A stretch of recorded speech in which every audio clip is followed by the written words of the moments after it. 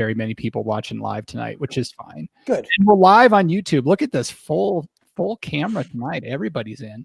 All right. Any questions? Hey, Jeff McKinney. Hey, Jeff McKinney. Is Cody in? No, Cody's not in. Any questions or anything you guys want to ask before we get started?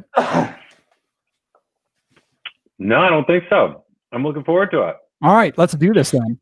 Let's get some drinks going. Yes. Now we're talking. All right.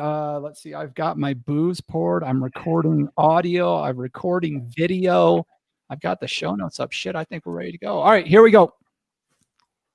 Alexa, play the podcast We Like Drinking. I love that show. Yeah, it's pretty great, isn't it? Do you think John will tell another story? I don't know, but could we get to it?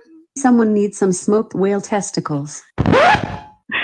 Alexa, just play the show. Getting the latest episode of We Like Drinking. Here it is in all its glory. At the sound of the tone, the official We Like Drinking time will be 5 o'clock. Commence consumption.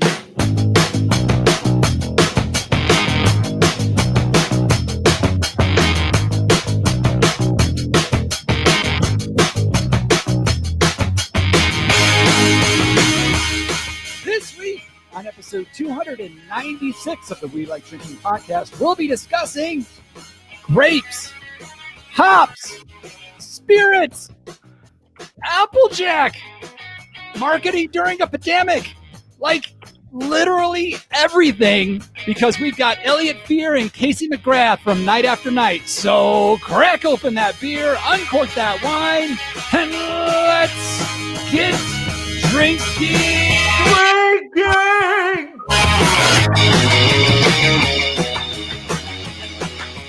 Oh my God, I'm winded. I'm winded from that intro, getting all the stuff these guys do out, and I still didn't even get close to touching it, guys. You are in for a show tonight. So let me start off by saying cheers, my podcast drinking friends, and welcome to Happy Hour 296, your favorite award-winning topical beer and wine education podcast focusing on fun. Fun. We like to have the fun. We do the fun. We do the drinking. So make sure you never miss another episode of our brand and drinking fun by visiting WeLikeDrinking.com/subscribe. All right. We have so much to get to tonight that we're not wasting any time. We're just going to get right into who we're drinking with. We've got our California Sustainable Wine Growing Ambassador and recovering wine blogger, Jeff Solomon. Hey, I am going to waste some time because, gall darn it, my hair is on another level right now. So if you're not watching at WeLikeDrinking.com/show, as you ought to do every Wednesday night, you are doing life wrong. I've got like this strand of hair that's almost like a straw. You see that one? Did you just dip it in your beer? Yeah. How do you think I get this texture, bro? Except we record on Tuesday nights. Shit! That's why. We've got our commercial brewer and snake wrangler, John Ruyak. You know, my hair does not compete with Solomon's. No, and I am your host and certified specialist of wine, Jeff Eccles. Now, our guests this week are the CEO and CCO of Night After Night, the creative agency behind brands like Jameson Irish Whiskey, Martell Cognac, Avion Tequila, Bronx Brewery, and more. But they also own their own craft spirits brand, Barking Irons Applejack. Holy cow, you guys are busy. Please help us welcome Elliot Fear and Casey McGrath. Welcome to the show, guys. Hey. Thank you. Thank you, guys. Excited to have you guys on the show. There's a lot to get through. You guys keep yourself a little busy. We never get bored. We never get bored. Now it's getting towards the end of the night for you guys, so I got to know what you guys wind down with. So let's start with Casey. Casey, what's in your glass tonight? I see a bottle behind you. Yep. Yeah, I'm drinking Jameson. Jameson rocks. I knew this question was coming, and I thought for a second maybe to do something cute, but then I just knew what I wanted to. Sort of bad brand loyalty. I'm like a total brand loyalist, almost to a fault, and to the point where I get like very annoyed by people that aren't. So I mean, I have a bar in the basement. I got tons of booze around here. I was gonna try and get something cool, but I was like, I mean, I'm drinking Jameson on the rocks like 40-1 of anything else that I'm drinking in life or in my home. So why pretend on a We Like Drinking podcast to drink something that I don't like as much as I like Jameson, which is what I like the most, you know? And I feel like when I go into bars and like, I mean, when people don't like things because they're popular, it kind of drives me crazy. And so I want to say that. And like when I go into bars and bartenders, I order Jameson, which is what I always do, and they go, "Oh, we don't have Jameson," and they try to like turn you on something new. It's like their whole thing, and like I just want to like reach across the bar and grab them and be like, "Do you have any idea like how much this brand like loves bartenders and what they do for you? Like, and you're trying to show off to me right now and turn me on to like a Redbreast or a Green Spot, which is owned by the same goddamn company. Like it drives me crazy." You give them Jameson. You give them a little. What are the 5 things to say to the face? I don't say a word. I just get a Redbreast and shut up. But I boil on I boil on the inside and I wait for a microphone and on a podcast to rant about it. Man, I can't wait to tell the We Like Drinking guys about this one bar. Yeah. There's so many bars in New York City now that don't carry Jameson as like some sort of like badge of honor because it's like That's popular. bullshit. What's your It's so Why are you frustrating. owning a Like bar if cool, you're not like gonna have cool little Jameson? boutique bars. They're just like, oh, actually, we like to carry the less popular brands and help people discover new things. And it just really bothers me. Yeah. I've never seen us all Does round it? this fast. I'm mad. Let's start off. I'm mad as hell. Let's start off by being angry. Yeah. Hate you anymore. Things become popular because they're good, and then we decide to not like them because they're popular. And I'm mad. Let's talk about it. I'm dumping what I'm drinking out and getting some Jameson. Damn it! That's What did Yogi Berra say? No one goes there anymore. It's too yeah. crowded. That place is that place is so busy. No one goes there anymore. Yeah. He's from where I'm sitting right now. Yogi Berra. $2 But away. guys, this is often what happens when Casey and I go to meetings together. We never really get to the meeting part because I want to think about Yogi Berra now. We'll get to him. Elliot, what's in your glass? I'm a loyalist myself too, but I'm drinking Barking Irons.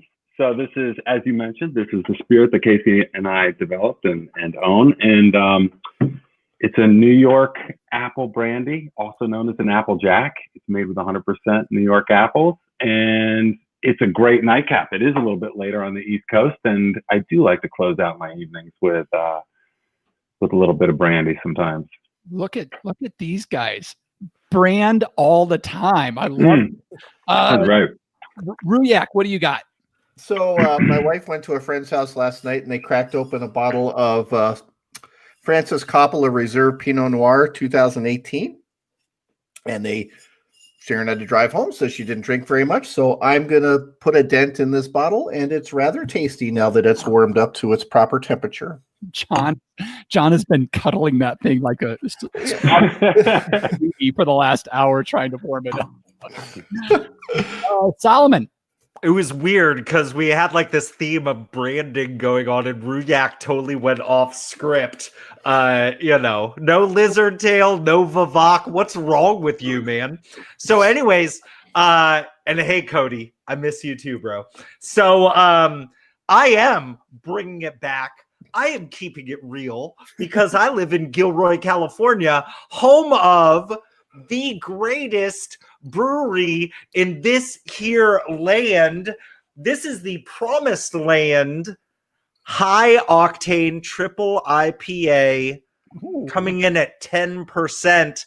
And I have to be honest, I was actually going to drink a different one of their triple IPAs because I love the name better. It's called Slurp Juice. But Kara slurped all the juice this afternoon. So unfortunately, I'm stuck with this beast. So yeah, I'm excited. This is delicious. So is Kara taking a nap now? Oh yeah, she's out. We like to represent the brands. We had these ladies on the show. We are releasing a video this week as well of a tasting we did. I am going with the Maker Wine 2018 North Coast Rosé in the can. It's a very, very delicious rosé. All right, we've got our anger out. That's good. No, It's not out. It's just Started. It's You lit the right up fuse. front now. this is it's a slow burn that we're going to be going for the rest of the show. I can feel it. So before, as listeners, as your rage starts to fill, you should check out Night After Night on the internet at wearenightatternight.com and on Instagram at wearenightatternight. You guys have some hellacious good photos on the grams. Thanks. Nice. We should. Casey takes them sometimes. Sometimes. Yeah. I and that makes sense because there's a hint of anger in every picture. All right, folks. So we are going to kick the show off. We are going to get into the bit that you all love so much, the bit we like to call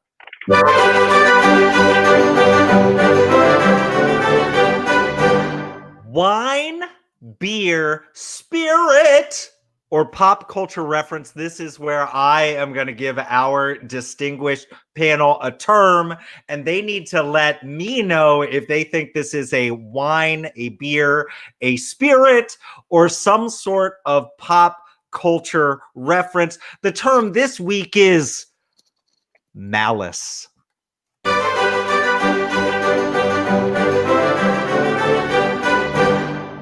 Is malice a wine, beer, spirit, or pop culture reference? I'm going to start with Jeff Eccles. Because fuck him. I was not expecting to get it first. I'll ask it just in case there's a trick here. Could you please spell it for us? M A Mhm. L U Oh, S. Ooh. Malice. Oh So no! it's not the town then. malice. MALUS. I'm glad I asked. Me too. Ew. All right. So malice. I am going to have to say, you know what? I think Jeff Solomon is trying to. It may be hair gel. It's very possible. But I am going to say that this is a spirit term, and I am going to say that malice is a type of apple that you get in New York that could possibly be used in some Barking Irons Applejack. Jeff Eccles thinks that malice is a spirit term because you think it's some sort of apple grown in New York that's used to make Applejack. Or What's that? cider in general. But Or cider in general. Okay. All right. Trying to broaden it. You don't want to be wrong. So, okay. I know I'm wrong. Let's go with, can we go with, let's go with, Casey wrote something funny in the chat. I'll do that one next. I'm sorry. Cody did something funny in the chat. Casey, I'm going to call on you next. What is malice? Eccles is right. Malice is an apple. Our apple is 100% malice apples. He nailed it. 100% intentional malice apples. I'm going to say no. That's not true. I hope that that's actually not right because we should know that, and I don't know that. Which doesn't mean that it's not right, for sure. The malice.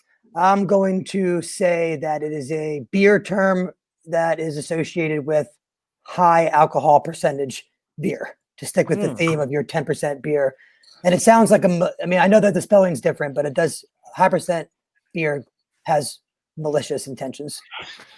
Interesting. So, okay. So Casey is saying it has something to do with like a high gravity beer for those malice intentions. And I'll tell you what, ain't nothing nice about what happens the next morning if you have one too many of these things. I'm going to jump over to, let's go John Ruyak. What do you think? I think malice in this case is a spirit term, but I think malice is the gunk that's left over from crushing apples when you make cider or to prepare it to make apple brandy. So it's kind of like the spent grains of making cider or squeezing the juice. So, just a pulp mass gunk after they're the juice is squeezed out. So John Ruyak thinks that this is a spirit term, and it has to do with what happens when you wheeze the juice of too many apples. So, Elliot, what are you thinking on this one? So I think it's going to be a spirit term. I think it has to do with the roughened hands that you get if you're a cooper and you're a barrel builder. You get malice hands after years and years of working in the cooperage. Nice. Wow. So I'm hearing this as a spirit term having to do with like the coopers themselves and what happens to their hands afterwards. Mhm. You know, fellas, this was such a roller coaster of a round here. It was a roller coaster because I thought for a split second that after Eccles got this exactly right, and Casey started to confirm, shit. but then doubled back, Amazing. I nearly lost my shit. Malice is the genus of apples that we eat in North America. They're called if we want to do the whole species name. Hold up, my phone just died here. It's Malus domestica is the domesticated apple of North America. So yeah, in this context, it definitely is a spirit reference in reference to some nice Applejack. Malus. Wow. Nice job. Nice job. It's a spirit. That's fun. Sorry, That's fun. Casey, When I said he was right, I was looking right at you, and your face kind of went like blank, and you were like having that moment of like, oh my god, like he nailed it and he's confirming it, and I was like, my joke's not landing, and then I just kept on. Then I doubled back. I didn't realize that we were on something. But hey, nice job, way to go. I gotta say, when you said I was 100% right, I was like I got flushed with excitement because I was like, holy shit, they nailed this thing? You're kidding me. And then backed off and I was like, now I'm embarrassed and just look like a jackass. Oh, that was great because it was like first you crushed my spirit. That's why I froze. And then I watched the life drain out of Eccles' face. Like, this is the greatest thing ever. WeLikeDrinking.com/show every Tuesday? All right. Fun. Awesome. That was a lot of fun. Good one, Jeff Solomon. All right, so let's get into this. There's so much to talk about with you guys. Generally, we like to kind of start off and go high level and talk about kind of what you do, but that could take the whole show. So let's just start with you got two primary businesses, Night After Night, a creative agency. Mhm. You got some pretty big brands in your portfolio, and now you've got Barking Irons Applejack. So I think I want to talk about the Applejack first. I know there's a lot of history behind the Applejack drink, both in production methods and its popularity and what's that's done over the years. So can you just give us a bit of history of Applejack in general and weave in there how you came to launch Barking Irons? Let's go with Elliot. Yeah. So Applejack, for the people who don't know, is often called the original American spirit. So, a lot of people, including me, don't know much about Applejack. And so actually, education is a lot of what we do with this spirit. But so Applejack, when our country was first founded, there were orchards across the colonies, and everybody drank cider, and people drank cider for a bunch of reasons. But one of them was for its kick. And they were an inventive bunch, and they knew that if they froze the cider, the apple cider, that the water content would separate from the alcohol content. And so the early settlers did this, and this process was called jacking, and they would turn this apple cider into Applejack. And so that's really the history of the spirit. And for hundreds of years, people drank, we always say that the country was awash in Applejack because everybody made it. Our founding fathers made it. George Washington produced it. Abe Lincoln sold it at his tavern. And so, it's really got this great history. And it was one of our country's most popular spirits. But up until about the end of the 19th century. And at that time, new distillation methods came into play, and other spirits became more popular, and gin and whiskey became more popular. Applejack kind of had a stigma because of the frozen distillation. The jacking process wasn't as refined as some of the other processes. And so people fell out of love with Applejack, and the temperance movement kind of tamped it down more. And then Prohibition came around, and really the entire 20th century, people did not drink much Applejack. And it wasn't until really like the early 2000s, the early aughts, that people rediscovered this great spirit, this great American spirit, right? And, I think chefs and bartenders and bar owners, people interested in farm to table, people interested in using local products, really fell in love with this American spirit, and thus began its revival. And Casey and I were kind of on the cusp of that. And Casey and I are both from the New York area, and we had a ton of experience marketing spirit brands for other people. And we loved that business and we loved doing it. But at some point, we decided, we want to run our own spirit brand, And so that was probably, I don't know, 6 years ago. And it took us a while to get the project off the ground. But we knew that, being from New York, we wanted to create a spirit that was authentic to who we were, authentic to New York. And the more we researched this product, Applejack, the more we fell in love with it. And New York has some of the best apples, some of the best Malus domestica in all of the country.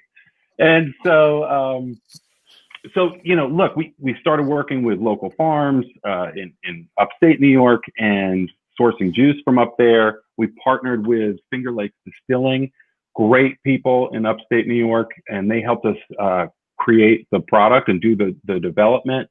Once we actually distill the product, we bring it down to Brooklyn. There's a distillery that's just a mile from my house called Van Brunt Still House. They're great. And we age the product in char-2 barrels for about a year there. And then we take the product to market. And for the first couple of years, we were only in New York. We just opened up in Florida, which is really exciting.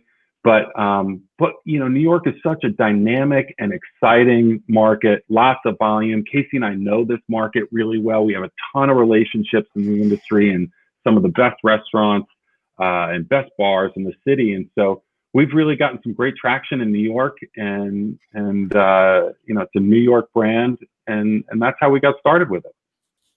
That's awesome. John Ruyak. So, Casey, did you guys consider actually jacking and then maybe filtering the product afterwards, as opposed to distilling, or was it you're always going to go with the distilling route? We would have loved to be able to do that, but it's against the law. Wow. Okay. Yeah. Interesting. Do you know why? Ellie, the spirits laws are, that's very against the law. There are things that are much closer to being legal than that. Spirits business is a hard business because of the legalities of it. The history of Applejack and the jacking process is something that is nowhere near a modern spirits legal industry. That the authenticity of it and the process of it is less refined. When we first started the brand, we definitely had a much more like New York City, like up from like the 5 Points era of New York, up the Bowery to CBGB's punk rock attitude, type of an idea. And we would have loved to have had that like makes you go blind, like basically Apple Moonshine brand in the beginning. But what we learned is that, times are changing, and like a new generation is really into cocktail culture and experimentation in a great way. The bartenders are going to be the next celebrity chef, and the brand really took off at 100 proof with its refined process, and to being something that they love because of the quality, the proof point, the way it plays in cocktails, reviving some old cocktails, the history of it.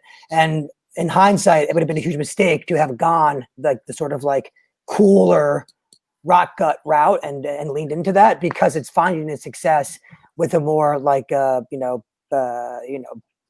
pleasurable experience. So Elliot, I gotta ask, as the I'm assuming are you the CEO of both companies? Yeah, I am. So as the CEO, were you concerned that some random moms group that didn't fully get it was going to come at you guys full force for marketing a spirit towards children? because of the cereal, because of the My Little Pony. There aren't little flecks of cinnamon in it, are there? I don't. Is there a pony on your label? I think is what he's asking. Yeah. No, I was asking about the cereal, honestly. Oh man. The bronies are coming after us. That's the worst when you just hear a stampede of clompers coming your way. So I'm so sorry about that. They get you when you least expect that. Relatively younger spirit label. Have you seen any hiccups along the way, considering the lockdown situation right now?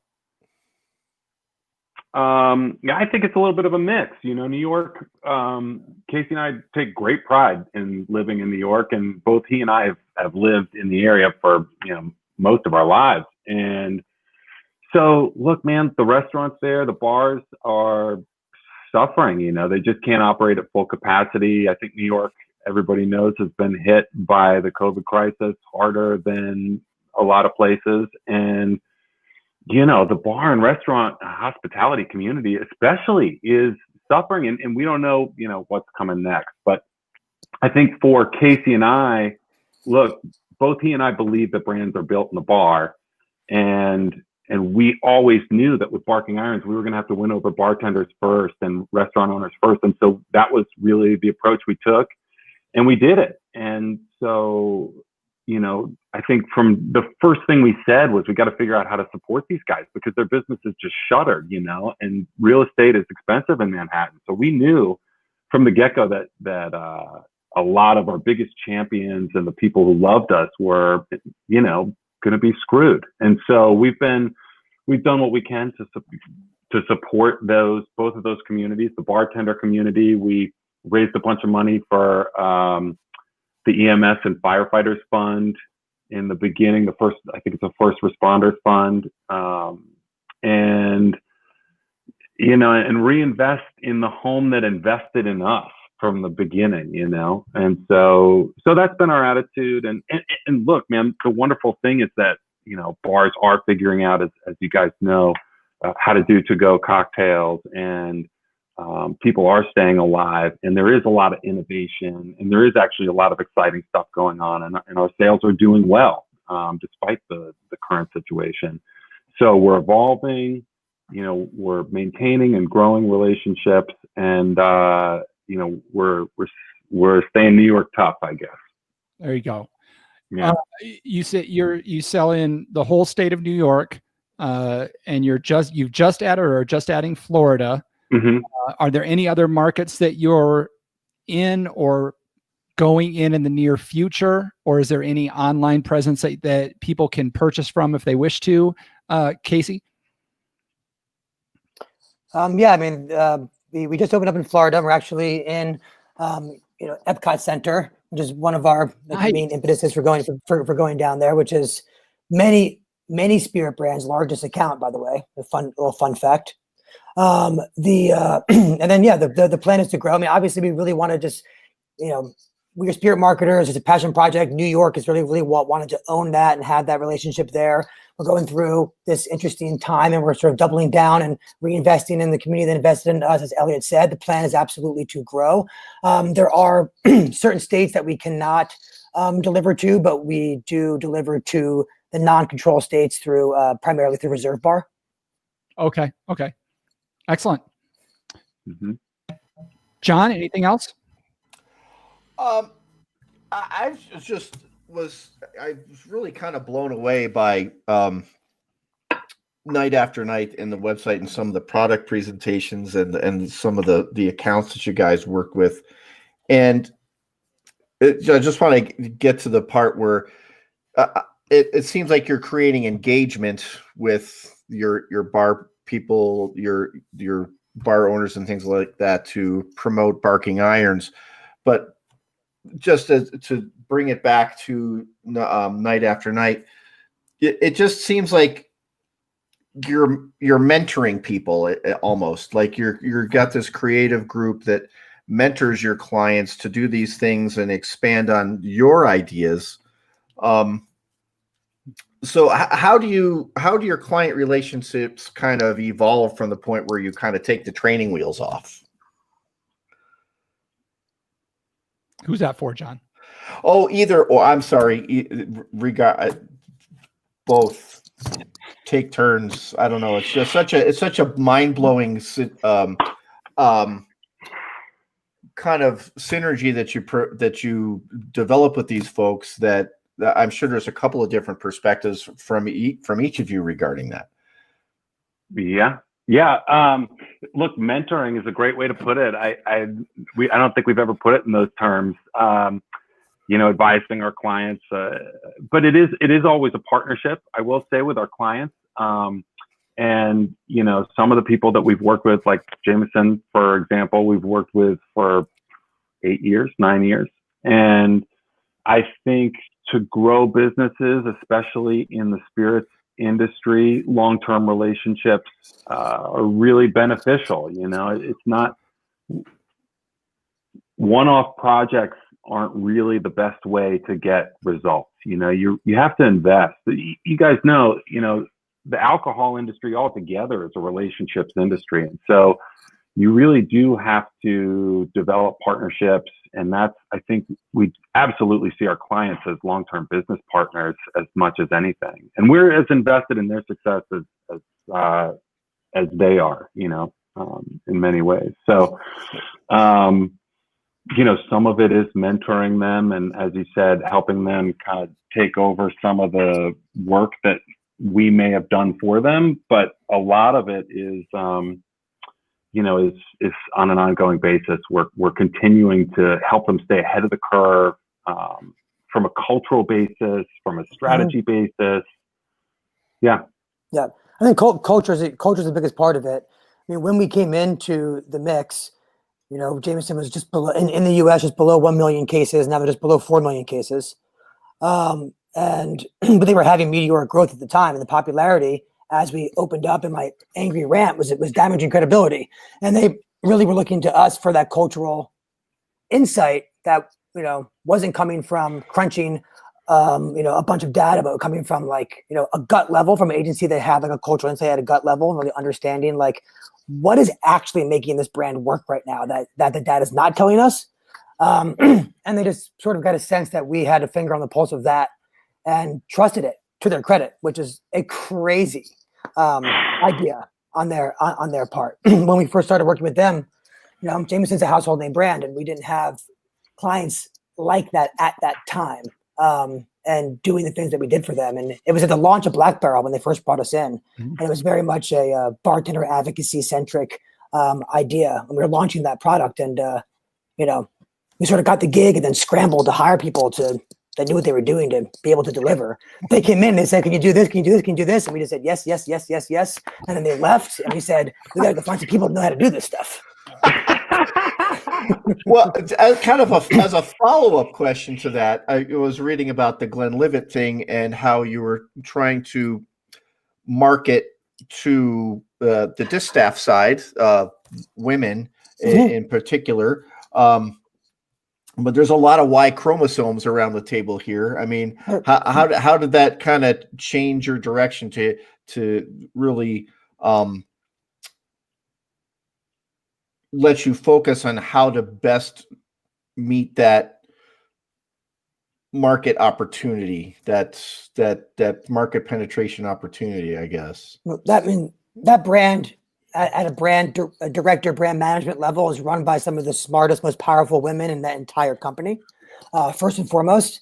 And they have become, they were very, very, very good, long-standing clients of ours and great friends of ours. So it was an authenticity there. And the decision was bold, and brands don't like to alienate large segments of their core existing consumers, right? or pick sides or get political. They do now, but this was actually like a little bit before brands were being political and picking sides was sort of table stakes. It was a little bit ahead of that, and it was a very bold move for them to say, we have a little bit of blood on our hands for creating this myth around single malt Scotch that it is in this secret, dark, wood paneled room with old rich white guys. It's got from a taste profile standpoint, it has nothing to do with that group of people or money or stature or race or wealth or gender. That was just made up by the brands and the brands themselves. So there was a self-awareness there, and they took ownership of that, and they came out with some strong female leadership in the brand and pivoted that way. And that work is just really, really, really fantastic. We're not currently working on that brand, but we still know the whole team that is, and just super proud of what they're doing. It's fantastic work and great product. That's awesome. So I take nice insight from that because, as a craft brewer, do we have that same sort of a little bit, not quite as dark room, leather chair, wood paneled room type of situation, but definitely meeting the expectations for women is a little bit of a struggle in such a male dominated industry. And, I'll take some instruction from that. Yeah. So Elliot, 2020 has happened. And I imagine in your guys' space that, we hit March, the country they didn't pump the brakes, they slammed on the brakes. And I know a lot of people that may work in marketing or something like that lost all their clients in a single day. And I imagine you guys got hit by this pretty hard as well. How did you, I imagine there was almost some like therapist kind of work you had to put on to get your brands to, invest at this time. So how did you guys work through this with your brands, and what have you done to pivot during this tragedy or this chaos, whatever you want to call it? Well, I would say, it's true that it hit hard, and we knew that. I mean, one of the things for us is a great deal of our work is in the spirits industry, and that's wonderful. That's by design, and it's because of Casey and my love and passion that's developed over the years for the industry. But look, that industry is evolving, right? And at lightning pace, right? A lot of people talk about 8 years of evolution in 8 weeks because everybody's shifted online. Nobody stopped drinking, obviously, in that time. And so, our clients are global players. And so it's important, obviously they have to stay in the game, but they're also household brand names. And in the beginning, as you guys know, I'm sure, people were going to some of their most trusted brands. And that's I think, kind of part of what got them through those early months was the comfort of known brands. And so, we represent some of those brands. And so we knew we needed to be there in that moment. We helped them meet that cultural moment because that's exactly what it was. And then, we've been helping them evolve their strategy and figure out how they're communicating with their consumers online, which is, a large part of what all brands are doing right now is creating content to figure out how to have a dialogue with their consumers online, and figuring out how they're supporting their new e-commerce business, how that e-commerce business is evolving, right? Because it's different state to state, as you guys know. Everything's changing really fast, but that's more of a reason to invest in the game right now than it is to pull out of it. So I think it's more just like, let's do this together. We've always been working together. And so it only gave us reason to firm up the bonds of our partnerships in a lot of ways. So yeah, I think that's my sort of summation of the past insane 6 months.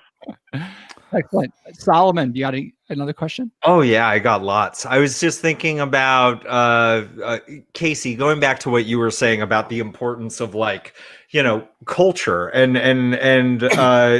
having an ear on the pulse of what's going on and what people are feeling. And it's like, it's weird. I swear to you, like about 10 years ago, as I'm getting older, I used to think I was fucking so hip and just on top of like everything. And then all of a sudden, like frozen in time, I'm like, maybe it's because I got all these kids running around. But do you find in a business that has to be so in tune with culture, but also making sure that these are authentic relationships that we're dealing with, do you find that like a difficult thing? Like, I mean, can you force somebody to just be like that in tune with what's going on and still have a love and a passion for those things as well? Well, I think it's the difference between being in tune with culture and chasing culture. I think that's the biggest risk. And what we tried, and what brands, the instinct is to panic, to feel out of touch, the speed that culture moves, and to chase it. And that, I mean, if you do that, then you're dead in the water, because it's not only because that's an unimpressive thing to do.